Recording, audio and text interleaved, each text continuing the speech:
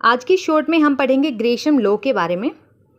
इसे Henry Dunning Macleod ने दिया था और इसको ग्रेशम का नाम क्यों दिया इस लॉ को उन्होंने अपने, इसके बारे में हम अपनी लास्ट स्लाइड में देखेंगे। पहले देखते हैं ग्रेशम लॉ हमें क्या बताता है।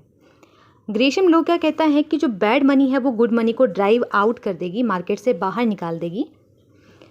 तो ग्रेशम लॉ के अंदर को जानने से पहले हमें पता है कि कोई भी मनी है, अगर मान लो हमारे पास ये 10 रुपये का कॉइन है और ये हमारे पास 10 रुपये का नोट है, दोनों की फेस वैल्यू इक्वल है। वो यही बोला गया है कि टू फॉर्म ऑफ कमोडिटी हमारे पास है और इसको दोनों की सेम वैल्यू भी है, ये भी हमने देख लिया। स्टिल लोग धीरे धीरे जो ये इसको बैड क्वालिटी कंसीडर करेंगे नोट को, क्योंकि ये जल्दी ख़राब हो जाता है, और कॉइन को एक बेटर क्वालिटी मानेंगे। तो इसको ये अपनी पॉकेट में डालने लगेंगे और नोट को ये सर्कुलेट करने लगेंगे। इसके चलते जो नोट है वो तो सर्कुलेशन में आ जाएंगे, यानी बैड मनी जो जिसकी क्वालिटी कम है वो सर्कुलेट होने लगेगी, और कॉइन जिसकी बेटर क्वालिटी है वो पॉकेट्स में ही रह जाएंगे, वो मार्केट के अंदर सर्कुलेट नहीं होंगे, वो आउट ऑफ सर्कुलेशन चली जाएगी करेंसी जो कि बेटर क्वालिटी की है। ग्रेशम ने जब ये लॉ दिया, उन्होंने क्या कहा कि हमारे पास 2 कॉइन होते थे पहले, एक वो कॉइन जो पुराने हैं जो घिस चुके हैं, दूसरे वे कॉइन जो नए हैं बेटर क्वालिटी के हैं।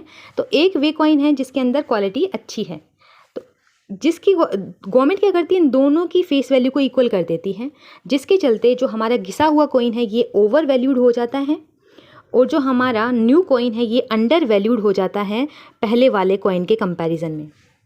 तो जब ग्रेशम ने इस लॉ को दिया था, उन्होंने इसी सेंस में दिया था कि कैसे, उन्होंने क्या कहा था कि कैसे एक ओवर वैल्यूड मनी जो होती है वो आपकी अंडर वैल्यूड मनी को ड्राइव आउट कर देगी। इस सेंस में उन्होंने ये लॉ दिया था, Gresham law, Henry Dunning Macleod ने।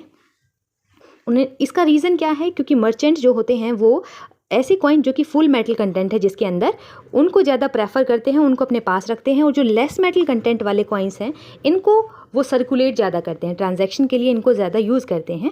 यही हमारा ग्रेशम लॉ कहता है। और इस लॉ की अगर हम बात करें, इसको किसने दिया था, तो इसको हेनरी डनिंग मैक्लियोड ने ये नाम दिया था, ग्रेशम के ऊपर ये नाम दिया था। क्यों? क्योंकि ग्रेशम जो कि एक फाइनेंशियल एडवाइज़र थे क्वीन एलिजाबेथ फर्स्ट के, तो उन्होंने कुछ सिमिलर टाइप ऑफ प्रॉब्लम है वो एलिजाबेथ को बताई थी, इसीलिए जो हेनरी डनिंग है उन्होंने इस लॉ का नाम ग्रेशम के नाम पे रखा था। It was all about Gresham law. Thanks for watching.